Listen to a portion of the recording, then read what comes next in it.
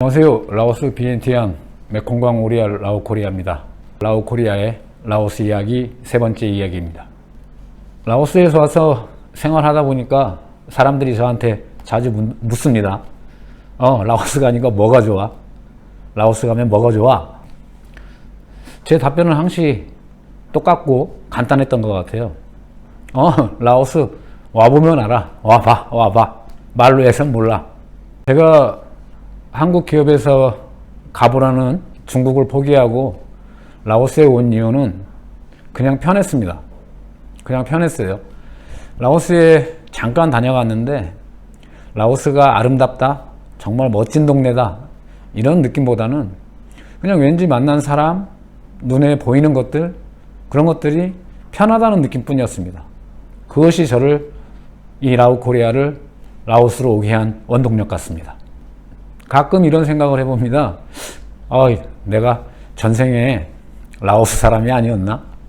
라오스에서 생활하면서 뚝뚝이도 많이 타보고 여러 군데를 다니다 보면 사람들이 처음엔 저한테 이렇게 물었어요. 콘찐 중국 사람이냐? 콘 니뿐 일본 사람이냐? 콘 이엔남 베트남 사람입니까? 아니요. 콘 까올리. 나는 한국 사람입니다. 오! 아니래요. 한국 사람처럼 닮지 않았답니다. 그러면서 얼마 전에 제가 아들하고 같이 라오스 국립대를 갔는데 교수님이 한마디 합니다. 콘라오 라오스 사람이야? 그런데 왜 이렇게 라오스 말을 못해? 웃고 말았죠. 그래서 저보고 하는 말이 한국 사람처럼 생기지 않았다. 그래서 지금은 라오스 사람 같은 한국인이 되었습니다. 그렇게 좋았던 라오스가 이제 실제 제가 먹고 살아야 되는 일을 하러 막상 와보니까 너무 많이 답답하고 힘들었어요. 육체적으로 힘들기보다는 정신적으로 받는 스트레스가 엄청 많았습니다.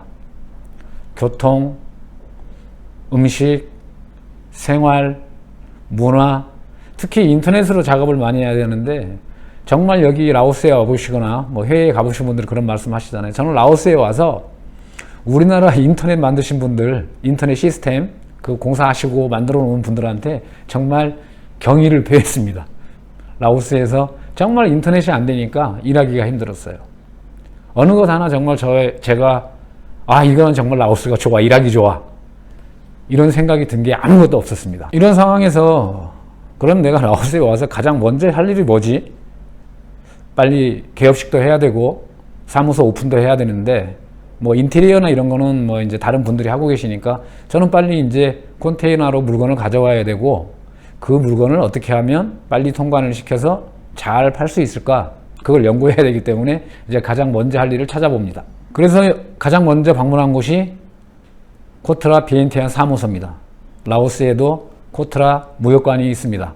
제가 라오스 한인 교민 카페에도 사업 관련 글을 쓰거나 제가 또 운영하는 블로그에 글을 쓸 때도 항시 이런 말씀을 드립니다. 라오스에 사업하러 오시면, 라오스에 창업하러 오시면 최소한 기본적으로 비엔티안 코트라 사무소를 방문해 보십시오. 이런 말씀을 만나는 분들한테도 꼭 말씀을 드립니다. 그래서 저도 가장 먼저 한 일이 코트라 비엔티안 무역관을 찾아가는 거였습니다. 이제 라오스에 온 지 얼마 안 되었으니까 회사에서 준 차를 타고 가면 되겠지만 버스를 타고 뚝뚝이를 타고 한번 코트라 비엔티안 무역관을 찾아가 보기로 합니다. 그래서 아는 지인에게 이제 물어봅니다. 나 코트라 비엔티안 무역관을 좀 가야 되는데 어떻게 가면 돼요? 나는 어떻게 가는 방법을 물었는데 저에게 답변을 해주신 지인은 이렇게 얘기를 합니다. 거기 가지 마세요. 거기 가봐야 아무 쓸모 없어요. 그 사람들이랑 얘기해봐야 좋은 답변, 원하는 답변 하나도 없습니다. 걔네들 아무것도 몰라요.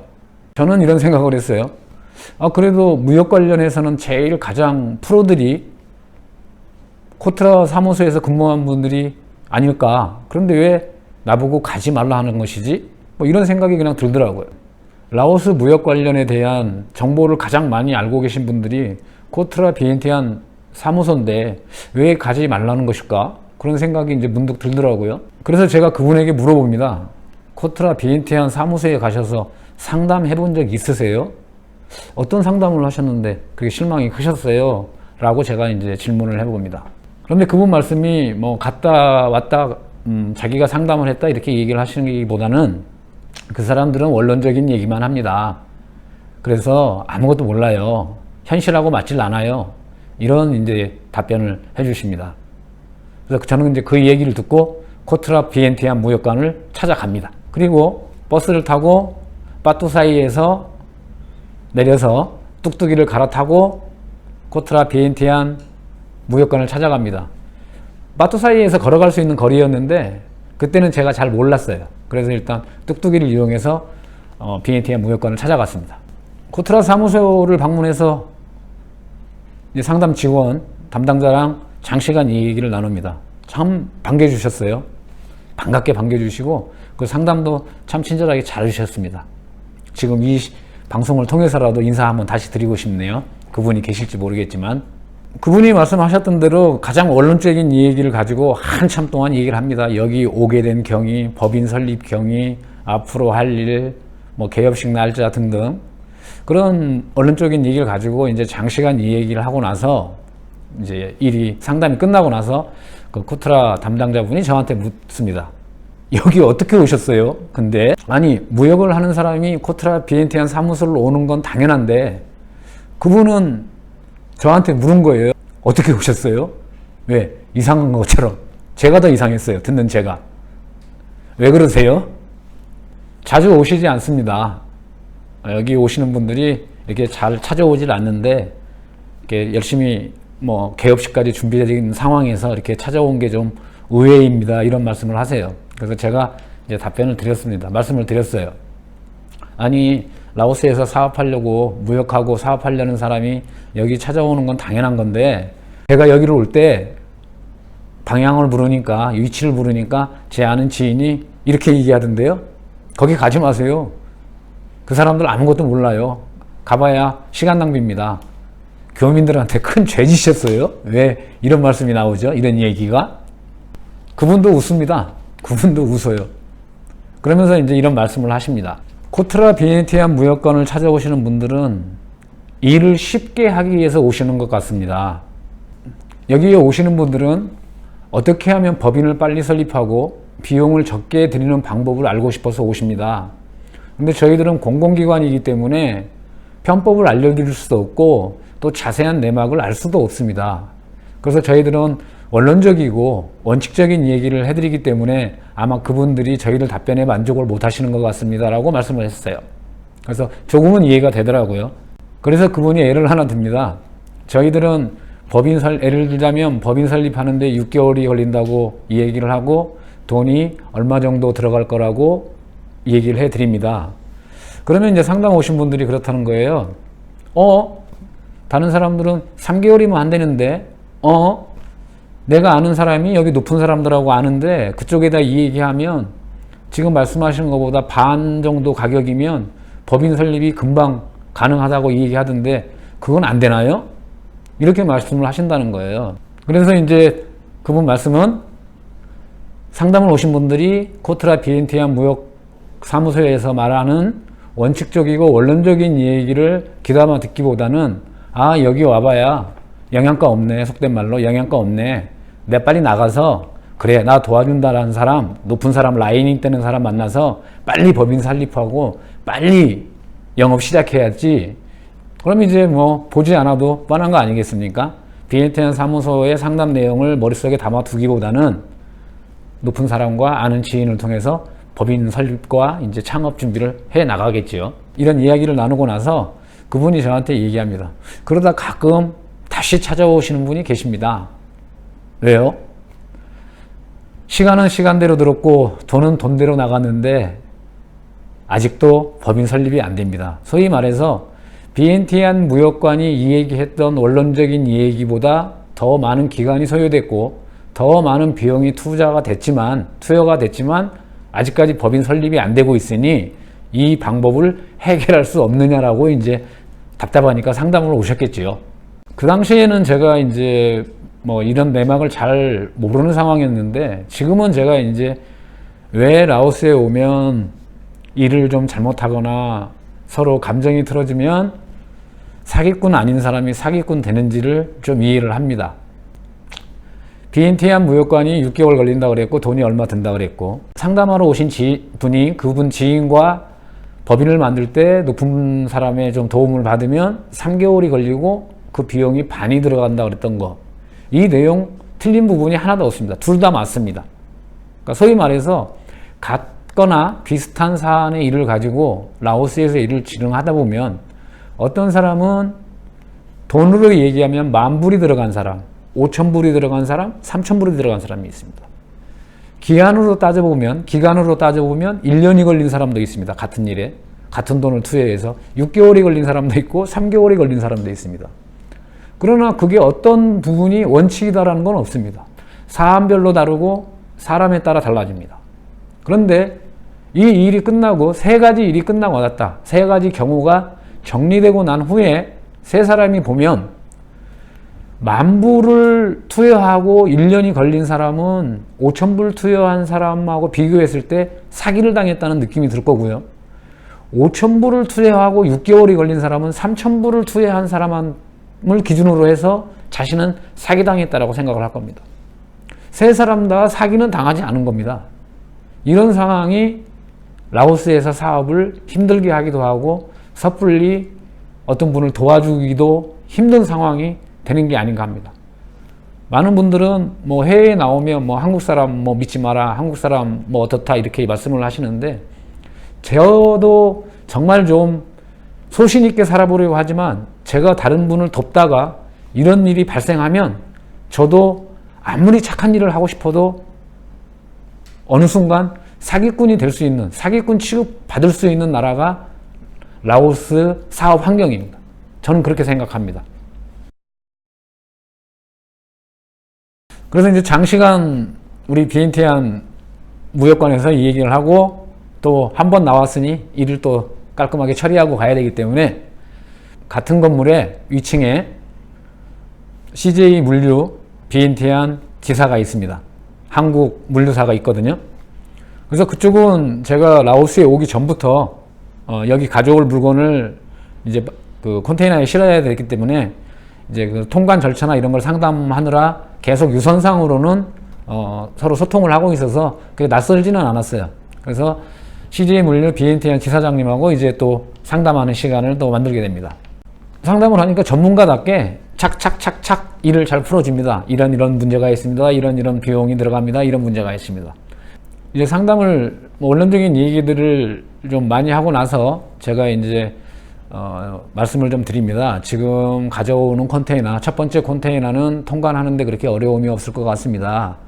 태국을 거쳐서 비엔티안까지만 올 수 있도록 조치를 해주시면 여기서 통관하는 부분은 저희가 신경을 써서 통관을 시켜 보겠습니다.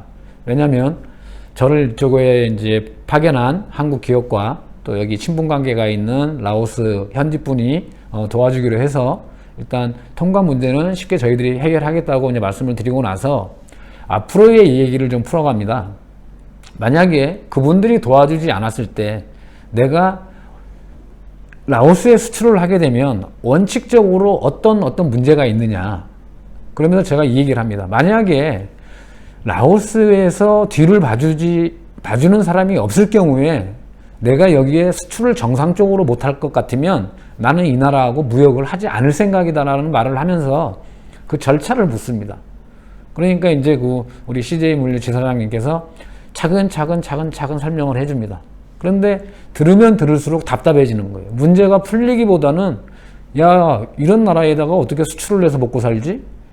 이런 생각이 드는 거예요.